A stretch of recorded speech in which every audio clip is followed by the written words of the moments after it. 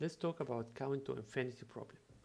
Count to infinity is a kind of routing loop that could happen with RIP, especially when you have split horizon disabled on interfaces. With this kind of routing loop, you will have two routers pointing to each other for a specific network, and they keep announcing this network to each other and incrementing the metric until they reach the infinity. Let's have a look at our example here where I have disabled split horizon to explain that. In this example, we have R1 learn about the network 192.168.3.0/24 and add it to its own routing table as it's one hop away. In the same time, it will announce this network with metric of 2 to R2 because it's 2 hops away from R2. R2 will add this network with metric of 2 to its own routing table and start announcing the same network back to R1.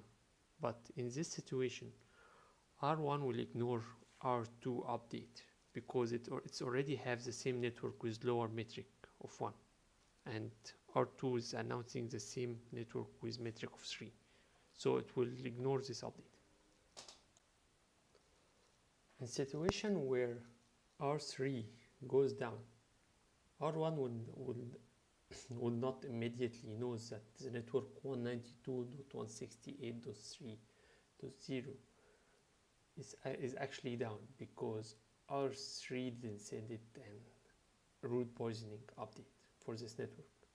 So R1 will keep this network in its own routing table until the flush time countdown expire, which is like by default. If you didn't edit this timer, it will be 240 seconds. Once this update have been expired, R1 will wait for some time, and normally it should send any other neighbor and a route poisoning for that network to inform it that it's actually down. But you can run into a rare situation where R1 start removing the network 192.168.3.0 from its own routing table, and at the same time R2 announce this network to R1 with a hub of 3.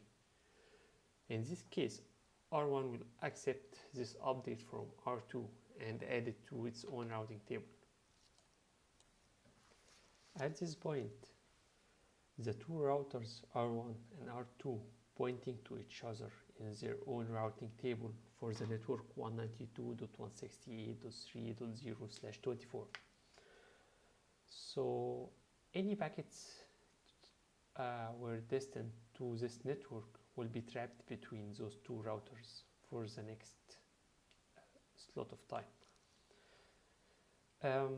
In the same time, they will keep announcing the same network to each other, and each router will take the update and update its own routing table with the metric change and announce the same network back to the other one after incrementing the metric with 1, because with each update, each router will think that this network is one hop farther from the previous update.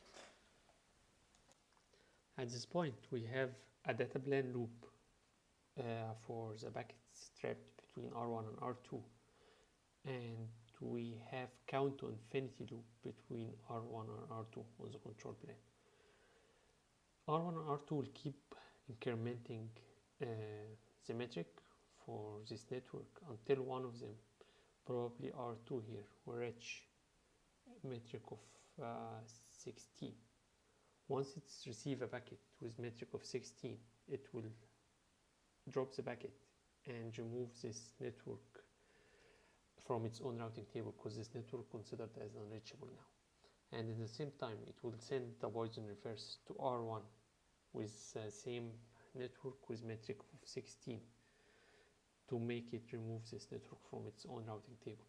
And this is when the loop stops between the two routers, and that's why it's called counting to infinity.